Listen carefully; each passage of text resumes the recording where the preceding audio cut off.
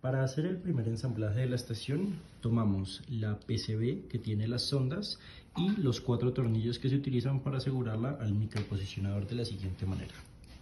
El usuario coloca la PCB alineando los agujeros pequeños con los huecos designados para los tornillos en los extremos e inserta los tornillos en el sentido de las manecillas del reloj, como se observa acá en el video.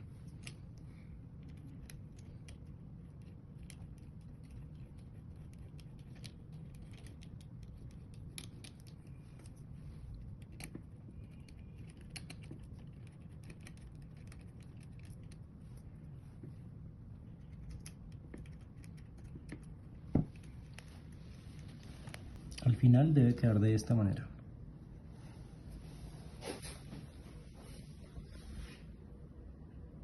Ahora, para montar el soporte mecánico de la cámara, tomamos primero los acoples mecánicos, que son los que van a asegurar nuestra cámara posteriormente.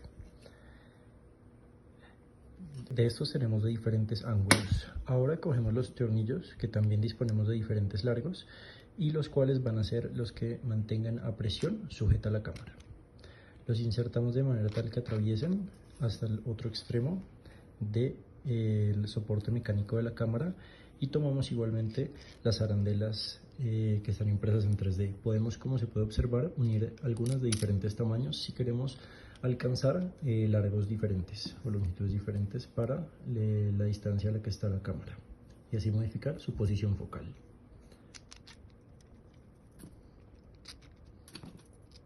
Y de esta manera hemos ensamblado por completo el soporte mecánico de la cámara. Aquí podemos observar la cámara que se tiene a disposición. Vamos a hacer la inserción de la cámara en el soporte mecánico. Para realizar la inserción disponemos de diferentes ángulos. La idea es insertar la cámara siguiendo ese ángulo que tiene el soporte mecánico que escogimos. Le hacemos una ligera presión hasta que la cámara sobrepase el orificio por el otro lado. Y en ese punto la tendremos lista para hacer el ensamblado. Insertar la cámara y el soporte mecánico en la PCB, insertamos los tornillos en los orificios más grandes de la PCB y giramos los tornillos en el sentido de las manecillas del reloj.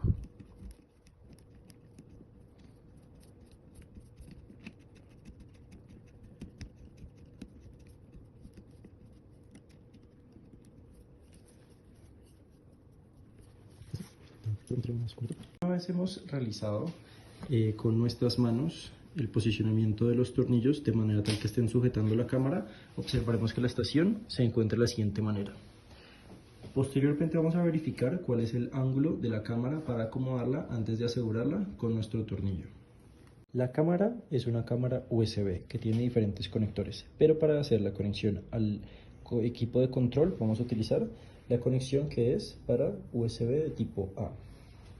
Para esta conexión vamos a insertar en uno de los puertos USB la cámara de la siguiente manera, en el que observamos que permite conectarse sin problema.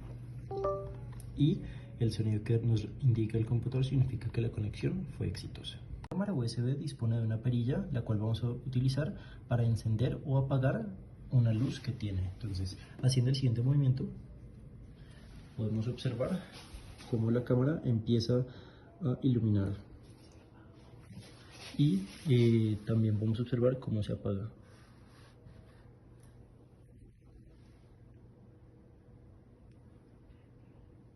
Aquí observamos cómo se prendió y acá cómo se apagó. Por el equipo de control vamos a abrir la aplicación de cámara. Con la aplicación de cámara de Windows vamos a verificar cuál es el ángulo en el que está la cámara. Nuestras sondas deberían quedar en la parte de arriba de la cámara, por lo cual vamos a hacer un giro manual de la posición de la cámara de manera tal que obtengamos el ángulo deseado. El movimiento lo vamos a realizar aquí con la mano, de manera tal que vamos a observar que mientras lo giramos con la mano estamos girando el ángulo de la cámara hasta que obtengamos la posición deseada, que es la que tenemos en este caso. Para asegurar todos los tornillos de la estación tenemos que utilizar una llave Allen de número 3, que es una llave de 3 milímetros. La vamos a insertar en nuestros tornillos y vamos a girarla en el sentido de las manecillas del reloj para asegurarla.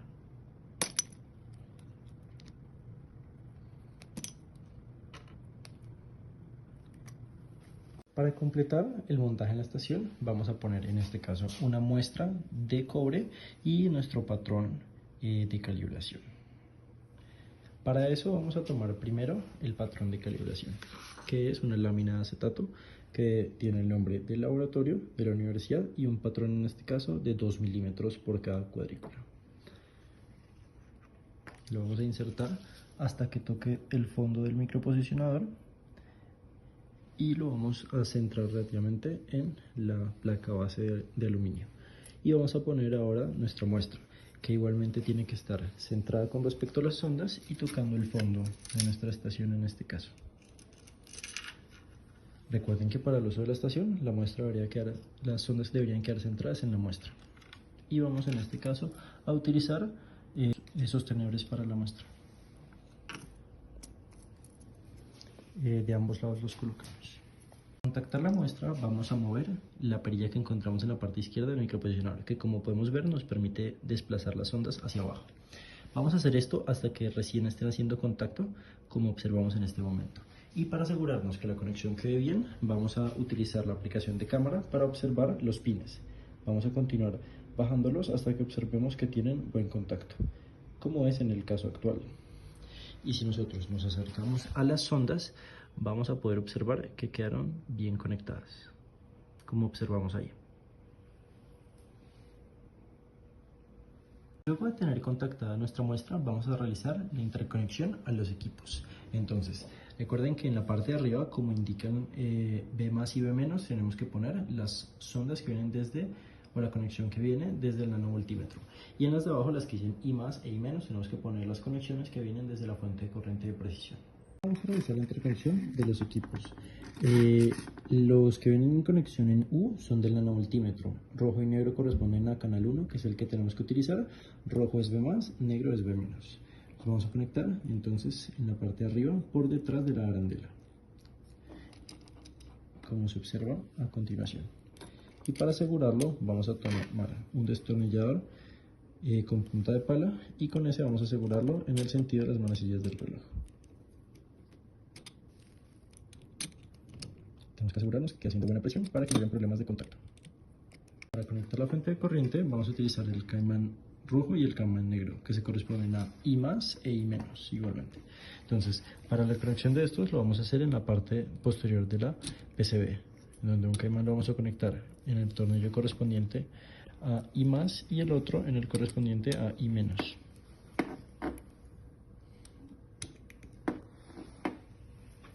Para generar el archivo .txt donde vamos a guardar los datos, podemos hacerlo de dos formas. El primero es este, en el que vamos a abrir un bloc de notas para guardar el archivo .txt con el nombre y en la dirección que queramos.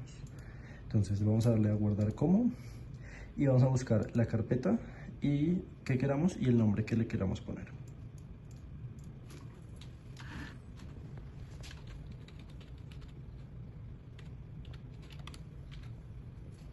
Y lo vamos a guardar. Y vamos a ir al Lab View, donde vamos a abrir el archivo de prueba. Vamos a darle a el buscar la carpeta. Y ahí vamos a ir hasta que encontremos donde tenemos nuestro archivo de prueba. Vamos a seleccionar y ya vamos a tener listo la dirección donde tenemos nuestro archivo. Otra manera para generar el archivo .txt es haciéndolo directamente desde el Lab View. Vamos a abrir el explorador de archivos y vamos a seleccionar en el escritorio, vamos a crear una nueva carpeta, por ejemplo, y pues vamos a poner un nombre para las pruebas que estemos realizando, como nuestro nombre o el nombre del usuario. Una vez entramos en la carpeta, vamos a seleccionar en la parte de arriba toda la dirección y vamos a copiar la dirección completa, donde tienen que tener el disco en el que estoy y todas las carpetas. Vamos a copiar la dirección, cerramos el explorador de archivos y vamos a darle doble clic en el file path y vamos a borrar todo lo que hay. Vamos a pegar nuestra nueva dirección, vamos a ponerle un nuevo backslash y vamos a poner el nombre del archivo que queremos poner.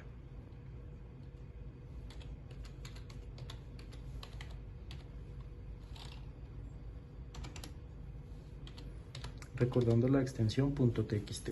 Para asegurarnos ya de que la dirección es la que queremos, vamos a indicarle al programa con el chulito de la izquierda que efectivamente esa es la dirección que queremos y ya quedó registrado nuestro nuevo archivo.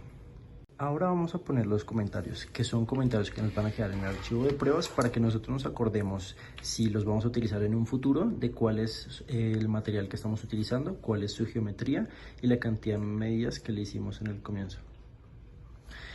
Por default, los parámetros que vamos a encontrar son los que están acá. En el comentario 1 vamos a tener una especificación en la que nos dice que tenemos una muestra cuya distancia a borde mínima es de 3.1 centímetros y que la muestra es de 10 por 10 centímetros es un espécimen rectangular de un material desconocido sobre un sustrato de soda lime. Y en el comentario 2 vamos a encontrar que tenemos n medidas por cada punto.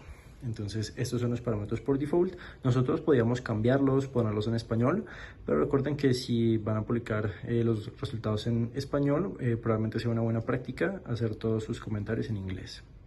Para esta prueba tenemos una muestra de cobre que efectivamente es de 10 por 10 centímetros y cuya distancia mínima de borde es efectivamente de 3.1 centímetros. Entonces vamos a cambiar el material para que sea cobre y el sustrato para que sea un sustrato desconocido, ya que no conocemos sobre qué tipo de sustrato está nuestra película delgada de cobre.